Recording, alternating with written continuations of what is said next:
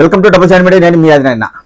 కడప జిల్లా మండల కేంద్రమైన ఒంటిమిట్టలో వెలిచిన ఆంధ్ర భద్రాద్రి శ్రీ కోదండరామాలయం పరిసరాలలో డ్రైనేజీ వ్యవస్థ సరిగా లేకపోవడంతో దుర్వాసనతో భక్తులు ఇబ్బందులు పడుతున్నారని, అలాగే ఆ నీరంతా గ్రామంలోని గృహాల దగ్గర నిలువ ఉంటూ దుర్వాసన వెదజల్లుతూ దోమలు ఉత్పత్తి చెందుతుండడంతో ప్రజలు రోగాల బారిన పడుతున్నారు. వారు ఆవేదన వ్యక్తం చేస్తున్నారంటూ కొన్ని రోజుల క్రితం ఒక వీడియో చేయడం జరిగింది. మనము ఆ వీడియోలో మురుగునీరు ఎక్కడి నుంచి ఎక్కడికి వస్తుంది, ఎక్కడ పైప్ పగిలింది, ఈ నీరంతా ఎక్కడికి వెళుతుంది, అధికారులు ఎందుకు ఇంత నిర్లక్ష్యంగా ఉన్నారు, అలాగే ఆ నీరు నిలువున్న గృహాల దగ్గరికి వెళ్ళి వారు పడుతున్న అవస్థలను కూడా వీడియో రూపంలో మనం చూపించడం జరిగింది.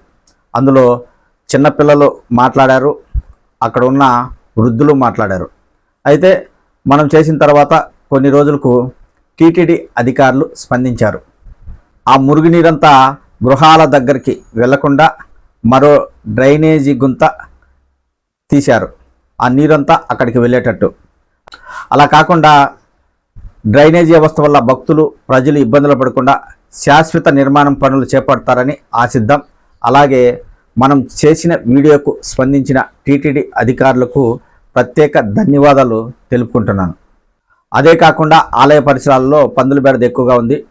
సాయంత్రం వేళల్లో మందుబాబులు మద్యం సేవించి ఆ మద్యం బాటలు పరిసర ప్రాంతాల్లోనే వేస్తున్నారు. ఇలాంటి వాటిపై కూడా టీటీడీ అధికారులు దృష్టి పెట్టి భక్తులకు అన్ని సౌకర్యాలు కల్పిస్తారని ఆశిద్దాం. రామాలయం ఎంతగా అభివృద్ధి చెందితే అంత మంచి పేరు టీటీడీ అధికారులకు వస్తుంది.